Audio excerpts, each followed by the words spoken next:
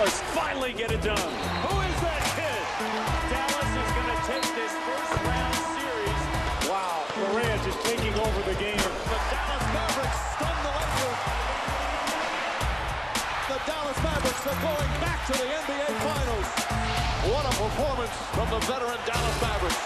The Dallas Mavericks are NBA champions. The first title in history.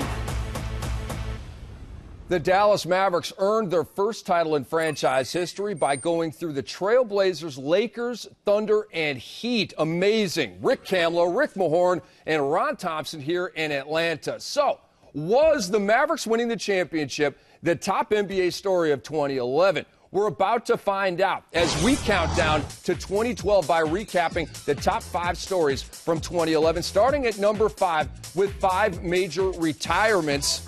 And we're talking, of course, about Phil Jackson, 11-time champion as head coach, 5th all-time in wins. Jerry Sloan retired, most wins with one franchise, 1,127. Shaquille O'Neal, 4-time champion, 3-time finals MVP, now a rookie with TNT. Yao Ming, 8-time All-Star, former #1 overall pick in 2002. And Brandon Roy, 3-time All-Star in 5 seasons with the Blazers, his career average at 19 points per game. So, fellas, in terms of these retirements, so Rick, I want to talk to you about this.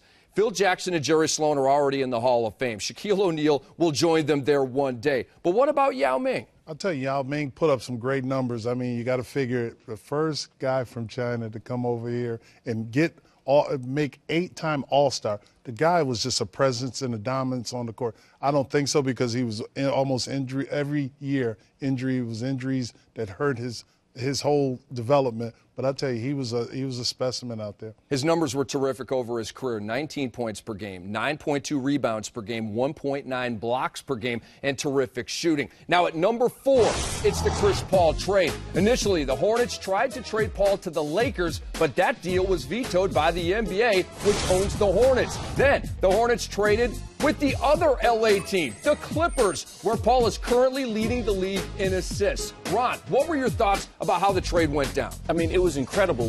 1 minute he was going, 1 minute he was staying. Was he going to leave the Hornets? When it finally got done and you looked at the Clippers' entire roster, already having Mo Williams, already having Chauncey Billups, already having Blake Griffin, when you add that one piece to that ball club, automatically they become a team that you have to give very serious contention to get into the playoffs and doing well. And they're a team that you have to have your eyes on as well. Very, very fun to watch. Now, at number 3, we have the Carmelo Anthony trade from the Denver Nuggets to the New York Knicks. Carmelo helped the Knicks make the postseason for the first time since 2004, while the Nuggets went to the playoffs on the strength of 50 wins, raising the question, Rick, who did this trade make better? Well, it made both teams better. I mean, it was a great trade on to get the players you got for Carmelo because Carmelo is such a great talent. Should have been the number 2 pick in the draft, but he's just a great talent, and he was a guy that came to New York, and it's a big show with Amari, paired up with Amari, so they can have their big 3 to bring basketball back to New York. It helped Denver tremendously because now they had a bunch of pieces, which George Karl loves this style of basketball where all guys can take these shots at any time. You got a bunch of basketball players that can all play the game really well. Great point, my friend. Now, we will not keep you in suspense any longer regarding the Mavericks championship. It comes in at number 2 in terms of the top stories from 2011. The Mavericks won the gold ball and got revenge on the Heat, who beat the Mavs in 2006 for their only title. Ron, many experts picked the Mavericks to lose in the first round. How far did you have them going? Not as far as they went, let me tell you. When you look at it, just like you said, you go in 2006, you don't win it. You essentially blow up the team. You get rid of everyone except for Dirk and Jason Terry. And then you get there in 2011 and win it all. It had to be just one of those things as a player, as an owner. We did it. We did it. But now they're chasing a different thing.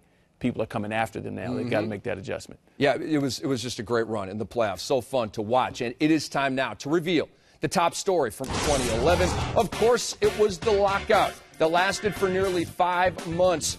And with the 2011-12 season in serious jeopardy, the league and union came to terms on a 10-year collective bargaining agreement, saving a 66-game regular season, the All-Star game, and the playoffs. Rick, was there a point at which you thought the entire season would be lost?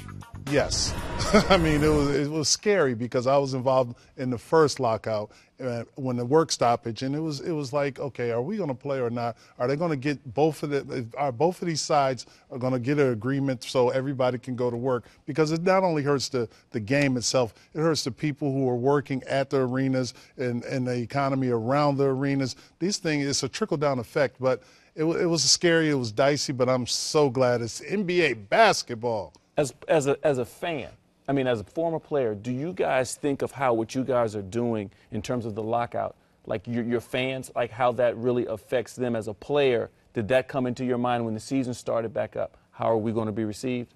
Yes, every day. I mean, Really? because your persona is that you want to make sure that these fans are getting a great product on the court. Mm-hmm. If you're not getting a great product on the court, then your fans are not going to come to the game and support your team. So you got to make sure you go out in the community, be more involved. Teams, all NBA teams need to get more involved in their communities to make it all work because everybody needs to work together. This is one needs other. Each side needs each other, so it's got to work. Fellas, great recap of 2011.